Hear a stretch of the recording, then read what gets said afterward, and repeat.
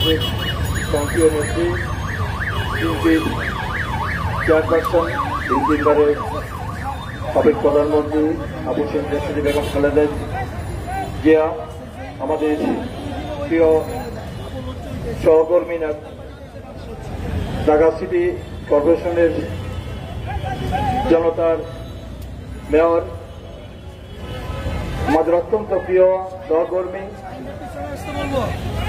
প্রয়াত ঢাকা সিটি কর্পোরেশনের সফল মেয়র, ঢাকা সিটি বিএনপির অবিভক্ত বিএনপির সংগ্রামী সভাপতি,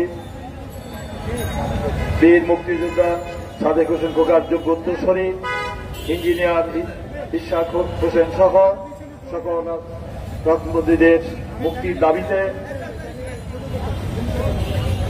ঢাকা মহানগর দক্ষিণ ছাত্র দলের উদ্যোগে আয়োজিত আজকের এই বিক্ষোভ প্রতিবাদ সমাবেশের উপস্থিত আমাদের স্নেহাস্পদ অনুষ্ঠিত প্রিয় ছোট ভাই, দক্ষিণ ছাত্র দলের সংগ্রামী আহ্বায়ক, সংগ্রামী ছাত্র নেতা পাবেল শিকদার, উপস্থিত আছেন আজকে অনুষ্ঠানের মাননীয় প্রধান অতিথি, বিএনপির স্থায়ী কমিটির অন্যতম সদস্য, রাজপথের লড়াকু সৈনিক, নির্যাতিত জননেতা, আমাদের অত্যন্ত প্রিয় বাবু গণচন্দ্র রায়, উপস্থিত আছেন আমাদের মহানগর দক্ষিণের সংগ্রামী আহ্বায়ক, বীর মুক্তিযোদ্ধা, সংগ্রামী জননেতা, আমাদের অত্যন্ত প্রিয় সহকর্মী, সকল আন্দোলন সংগ্রামের পরিচিত নেতা জনাব আব্দুল সালাম ভাই, উপস্থিত আছেন আমাদের বিশিষ্ট শ্রমিক নেতা, আমাদের মাননীয় চেয়ারপারসনের বিশেষ সহকারী সংগ্রামী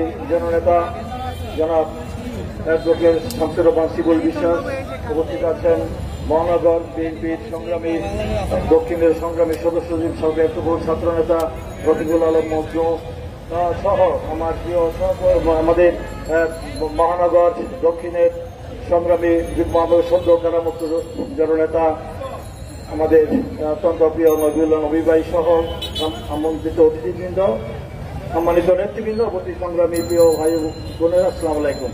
আজকের এই মানববন্ধনের পক্ষে এই খরতাপের মধ্যে বক্তব্য প্রলম্বিত করার সুযোগ নেই। এখানে মাননীয় প্রধান অতিথি তিনি তার সারকর্ম বক্তব্য উপস্থাপন করবেন। আমি শুধু একটি কথা বলতে চাই যে বর্তমান এই সরকার দেশের আজকে একটি ধ্বংসের দ্বার খাদের কিনারে দাঁড় করিয়ে দিয়েছে।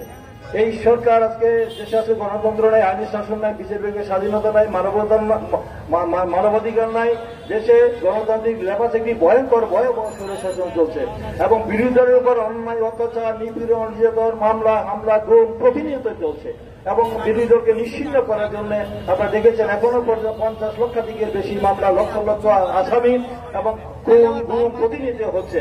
এবং আমরা জানেন যে এই সরকার শুধু বিরোধী দলের উপরে অত্যাচার নির্যাতন করে, প্রশাসনতন্ত্র ব্যবহার করে সেই গায়ের করে রাষ্ট্রীয় ক্ষমতা দখল করে বসে আছে এবং এই দেশের জনগণের এই দেশের সমস্ত জনগণ প্রায় 90% জনগণ এই সরকারকে প্রত্যাখ্যান করেছে। তার প্রমাণ গত জাতীয় নির্বাচনে 5% জনগণ এই সরকারকে ভোট দিতে চায় না, বিএনপির আহ্বানে সে প্রত্যাখ্যান করেছেন।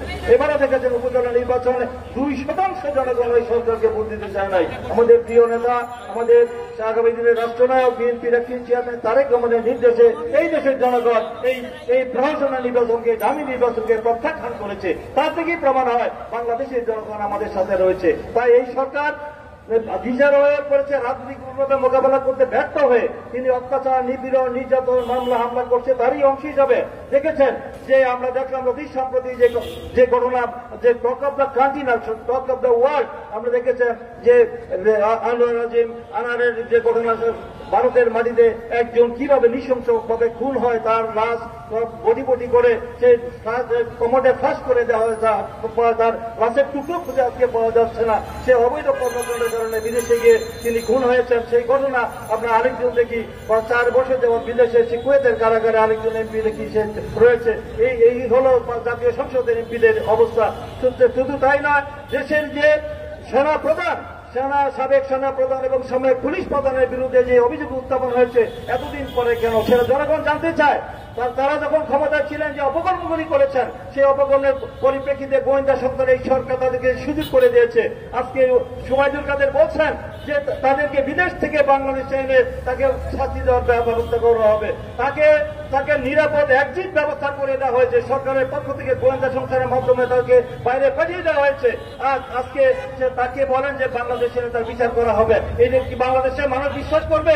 দেশে কোনো সরকার বা রাষ্ট্র আছে বলে কি মনে হয়? কিভাবে এত কাহিনী পরে যখন সেই তার নামে আমরা দেখেছি স্যাংশন হলো এবং গণমাধ্যমগুলিতে তার যে সম্পদের পাহাড় লুটপাট সেই অন্যায়ের অভিযোগগুলি উত্থাপিত হলো, তারপরে তার বিরুদ্ধে ব্যবস্থা নেওয়া হয়েছে। যখন তিনি দায়িত্বে ছিলেন তখন তো ব্যবস্থা নেওয়া হয়নি। তারপর শুধু আমরা দেখি যে সেনাবাহিনীর সাবেক সে আজিজ সাহেবের বিরুদ্ধে একই অবস্থান দেখতে পাচ্ছি। তার পরিবারের সে শীর্ষ সন্ত্রাসী তাদেরকে কিভাবে সে বিদেশে পাঠিয়ে দিয়েছে, ভুয়া আইডি কার্ড করে, এগুলো তো আমরা দেখেছি। তাই তাদের বিরুদ্ধে কোনো ব্যবস্থা নেওয়া হচ্ছে না, তাদেরকে গ্রেপ্তার করা হচ্ছে না, তাদেরকে নিরাপদে দেশে বাইরে পাঠিয়ে দেওয়া হচ্ছে।